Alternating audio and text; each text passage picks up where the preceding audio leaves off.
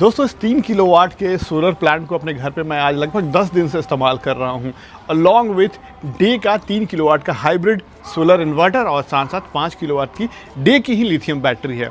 तो हम लोग इस वीडियो में आपको पूरा लाइव दिखाने वाला है डेमो कि 3 किलोवाट का हमारा जो डे का इन्वर्टर है वो कितना लोड हैंडल कर पाता है।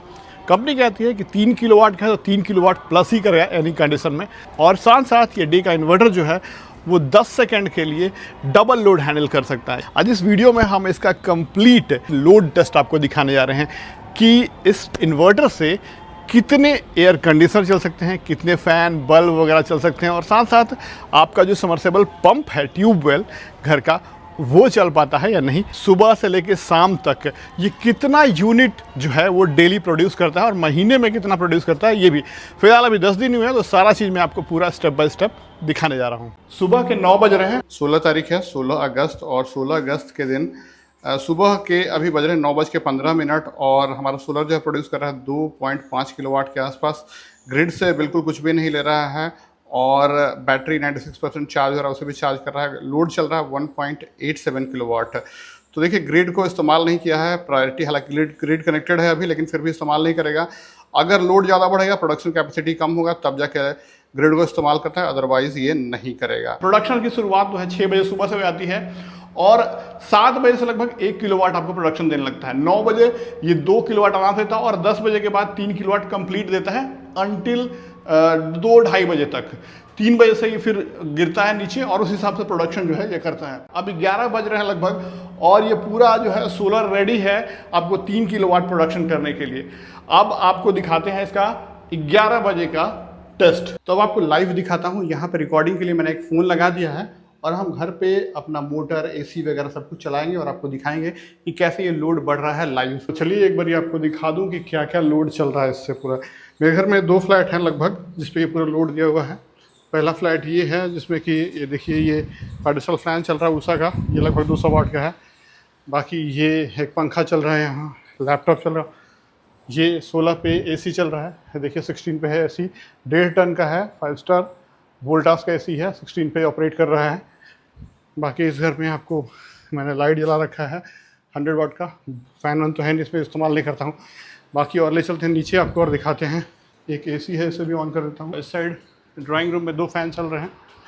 बाकी अगर आप इधर देखें तो यहाँ एक फ़ैन चल रहा है और यहाँ इंडक्शन है। मैं इसे एक साथ चलाऊँगा तो ये ऑफ हो जाएगा, ट्रिप कर जाएगा, इसलिए मैं आपको दिखाता हूँ। तो यहाँ पे समरसेबल है 1 HP का, देखिए स्पाइक लोड लिया होगा पूरा। तो अब टोटल लोड चल रहा है मेरे घर पे 4.15 किलोवाट, जिसमें कि हमारा सोलर जो है 3.10 किलोवाट प्रोड्यूस कर रहा है, मैक्सिमम एफिशिएंसी इसकी, और इससे ज़्यादा नहीं कर सकता है 3 किलोवाट का मेरा प्लांट। तो जो घट रहा है वो ले रहा है ये ग्रिड से, ग्रिड इसे दे रहा है 1 किलोवाट के आसपास। बैटरी का कोई यूटिलाइजेशन नहीं करता, तो इसी हिसाब से ये पूरा सिस्टम काम करता है। मैं आपको बताना चाहूँगा कि आपके रूफटॉप सोलर सिस्टम का प्रोडक्शन वैल्यू टोटली डिपेंड करता है 2 चीज़ों पे। सबसे पहला कि आप किस टेक्नोलॉजी का पैनल इस्तेमाल कर रहे हैं। आज के डेट में टॉपकन जो है सबसे बेस्ट पैनल है। पहचान इसकी यही है कि इसमें आपको लगभग 16 बस बार्स मिलेंगे। अगर आपको कम मिलते हैं तो वो पुराने वाले हाफ कट मोनोपर्क आपको दिया गया है आपके वेंडर ने, तो ये इस्तेमाल कीजिए। कम स्पेस में बढ़िया प्रोडक्शन करता है, लो लाइट में या फिर हाई हीट में भी अच्छा प्रोडक्शन करता है, ये पहली चीज़। दूसरा चीज़ डिपेंड करता है आपका सोलर इन्वर्टर का। ये जो डे का इन्वर्टर है वो 3 किलोवाट में लगभग आपको 3 किलोवाट के आसपास प्रोडक्शन दे देता है। बिकॉज अगर आप 580 वाट्स के पैनल को 6 से कन्वर्ट करें तो वो होता है लगभग 3.5 किलोवाट, जो कि यहाँ पे कुछ लॉसेस को काटने के बाद आपको ऑलमोस्ट 3.25 किलोवाट आपको ये आउटपुट दे देता है। अब ये इतना ज़्यादा इसलिए दे पाता है, ये मैंने भी नहीं सोचा था, इसलिए दे पाता बिकॉज ऑफ 2 रीजन। इसमें अंदर ना MPPT सोलर चार्ज कंट्रोलर है जो कि 2 है, और डिवेल है इसमें जो कि आपको मैक्सिमम जो है सोलर का यूटिलाइजेशन करके आपको कंजम्पशन दे देता है। दूसरी चीज, ये एक ट्रांसफार्मर लेस सोलर इन्वर्टर है।